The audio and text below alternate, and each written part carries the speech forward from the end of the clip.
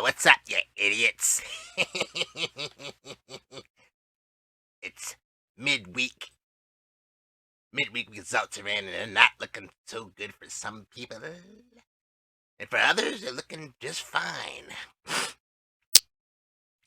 You know, last week we had the game changer champion Red Death take on Wolf Knight, and he beat him, but then he made the fatal mistake of leaving it up to fate, and James Altraz snatched that belt right off of his waist. Sucks to be him. You let James Altraz come in there and just dip you, just take you, without your consent.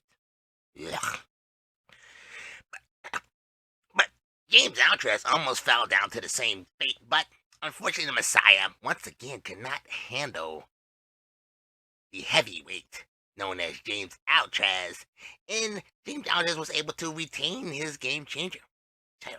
Now, James Altraz did try to dress up again as El Gordo El Mascarado and face Fat Thomas in a reinforced floor and defeated him to end the week. Yeah, that was pretty much it for Game Changer. I mean, he did all that shit from almost like he was in the hospital or some shit. Now, of course, our first match didn't happen because Brasso went down on commentary. Which was kind of cool because the first match that actually did happen featured his goon brother, Casper 2779, versus the Super Champion King, and the Super Champion King got all up in that ass. You know, since he's been back, he has been on quite a tear. Kind of up and down, but mostly on a tear. Picking up some good victories. Now, our next match featured the pinnacle of humanity, Adrian Christopher versus Cloudy Diggs. And Cloudy Diggs rained hell down on the pinnacle, defeating him and picking up the win.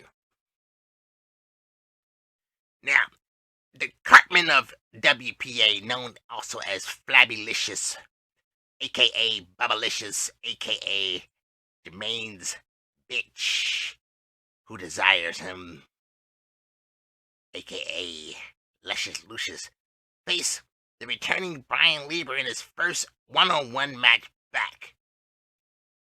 And of course, Brian Lieber defeated Cartman.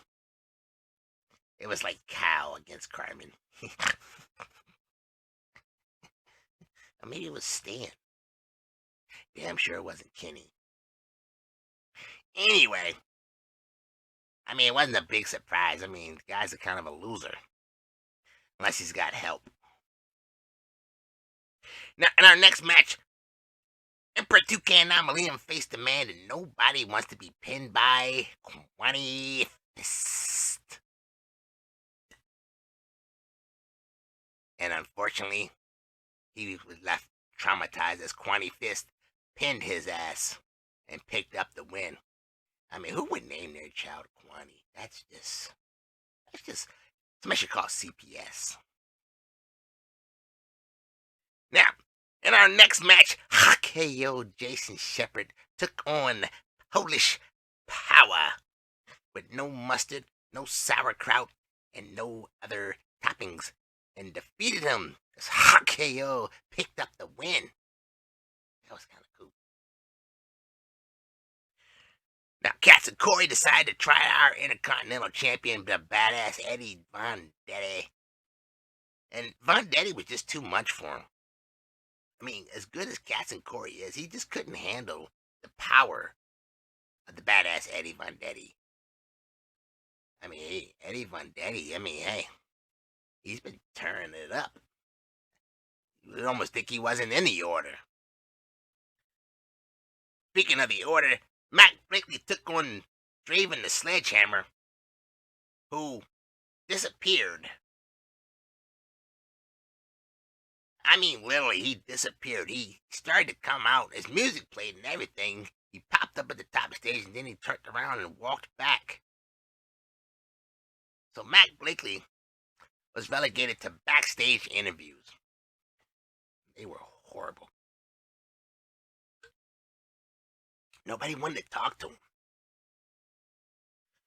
Now, the sponsored athlete Jayla Masters took on Red Death, who he is facing this week again in a tag team match for his tag team titles. And he picked up momentum for his team by defeating Red Death. Red Death suffered 2 losses last week. We'll see if that translates into tag team title win for the Killer Goons as they face the Order this week. Now, the asshole Booker decided to test those in the top 10 and had them face each other. Almost like a tournament style. Like I said, he had something up his sleeve. And he had Jermaine Walker facing the First Lady Alexa Leslie, who I'm pretty sure he just not too long ago faced in a triple threat match. And once again defeated, but this time he got to pin the First Lady. Yeah, I don't know why he was humping the ground while he pinned her too. It's kind of nasty. In the next match, it was the number 2 ranked Notorious JP DiMaggio taking on number 9, the Blueprint Jackson. I have a knife for your back, Jackson Aries. And JP DiMaggio defeated Jackson Aries. You know, it's kind of funny. You know, you went through all that for War Games, and then your first match back, you get a loss. Guess you really are a loser. Number 3, Johnny Rocco took on the number 8 Street Fight King, who's the number 1 contender for the WPA title, and he defeated him. You know, you can't defeat Johnny Rocco. You probably don't have a chance against Jermaine Walker. No, seriously, I'm dead serious. Those two are almost the same. They think alike.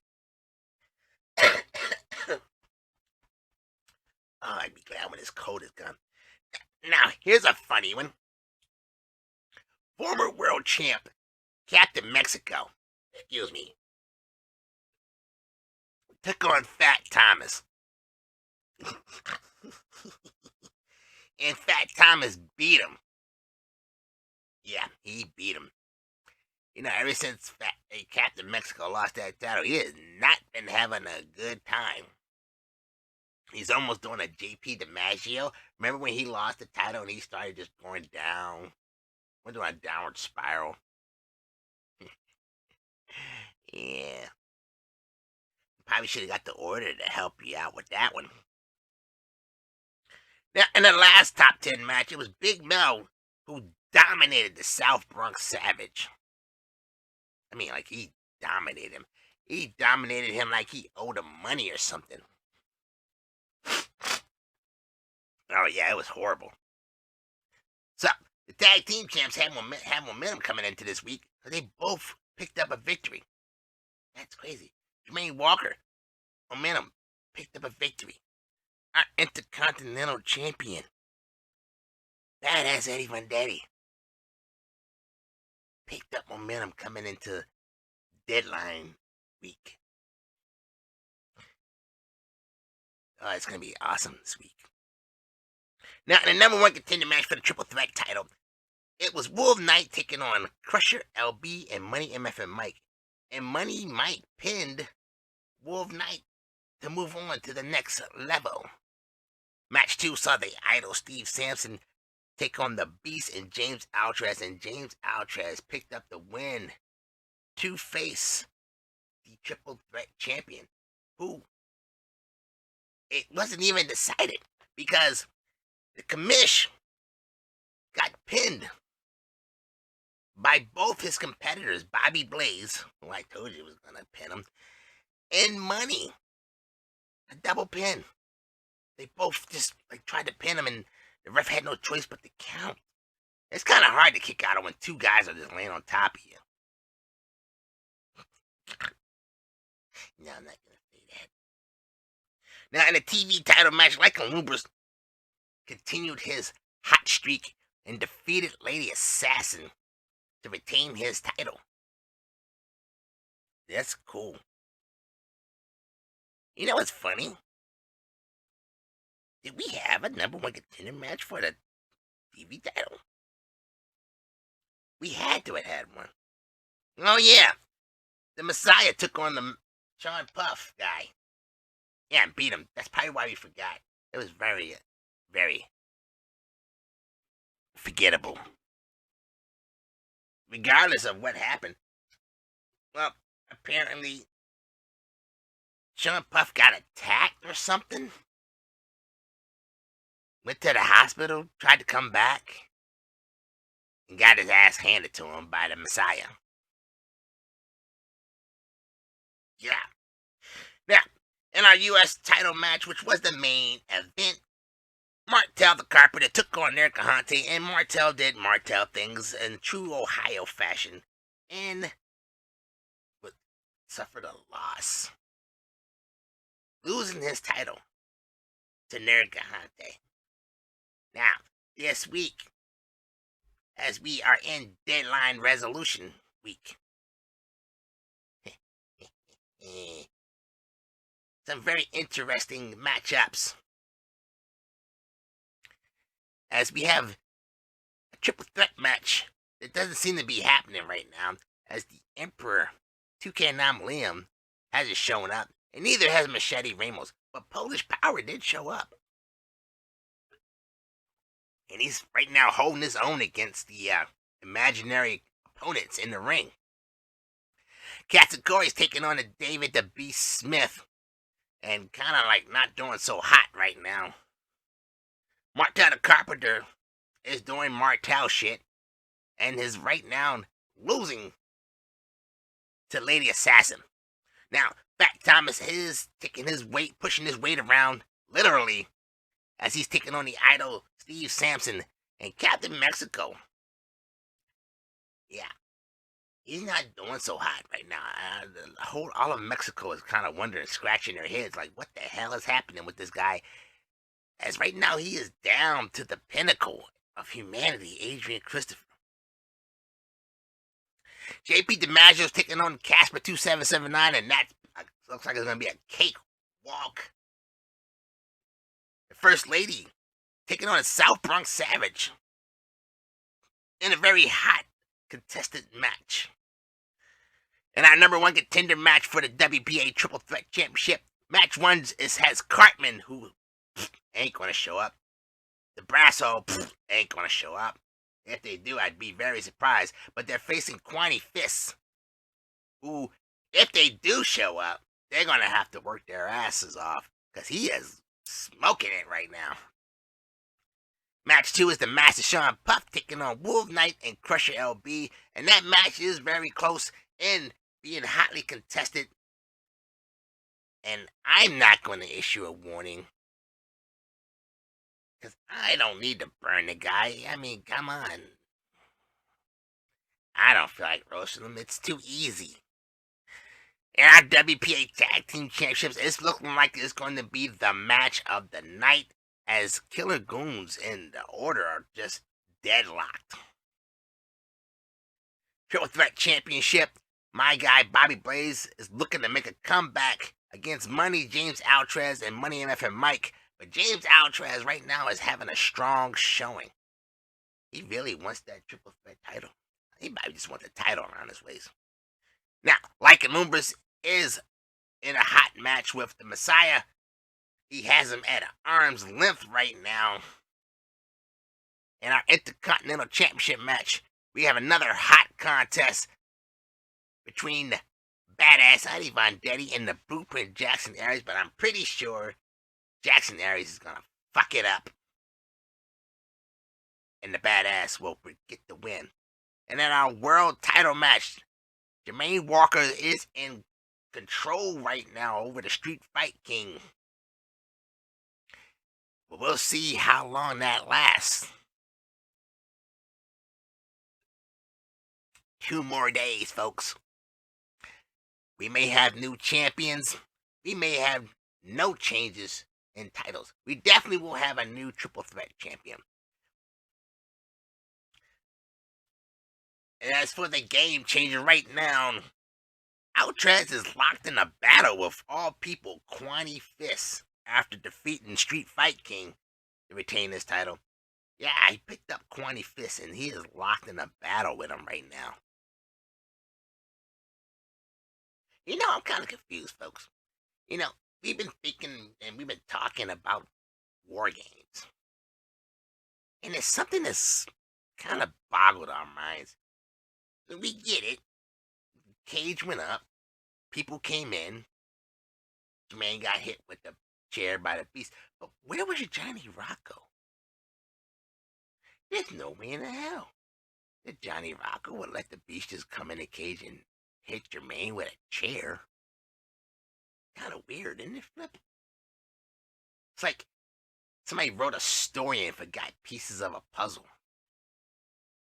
If anything, he would have been in there. If he had gotten hit and if it was a beatdown going on, he would have took the beatdown with Jermaine. I mean, those two have known each other for years. Yeah, I guess we'll wait to hear from Johnny Rocco, who is right now conflicted right now. Reports are saying that he's trying to find a way to get the beast out of his match for the triple threat title. He's looking. He is pissed at the beast right now. But that's all we have right now, folks. Quick recap. No shenanigans. No rants. Just some good old fashioned recapping. Stay tuned. Philip will be delivering his pick of the week. And then later on in the day, he will be delivering his top 10 for the month of November. Once again, congratulations to our contest winner, James Outrez, who should be receiving a package in a couple of days. Yep, he mailed that sucker out. Until then, folks, stop being idiots.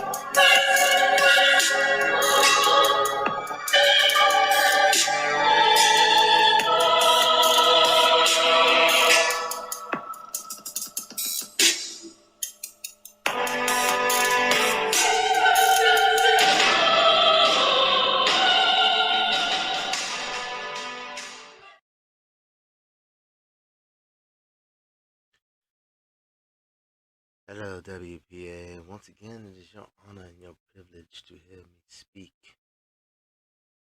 How long that may occur for, only time will tell. But I'm here to divulge to you my pick of the week. And as I gather my thoughts to pick out my top 10 for November, this last month was just a travesty. It was literally a shit show. But I'm pretty sure I'll find 10 names that I found impressive last month. But last week, I told you the week before that I would be paying attention to the top 10 battles.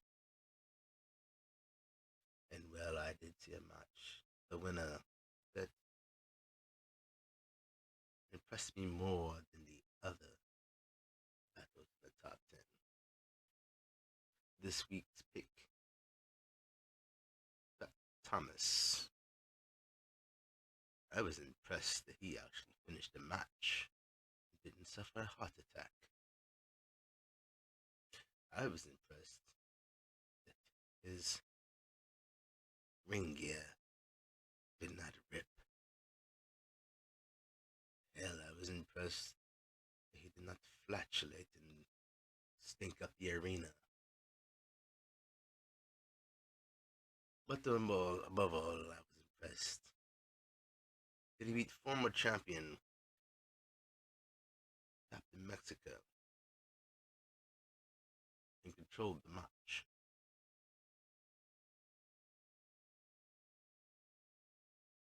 I was impressed he didn't smash him, flatten him, breaking every bone after he sat down on him.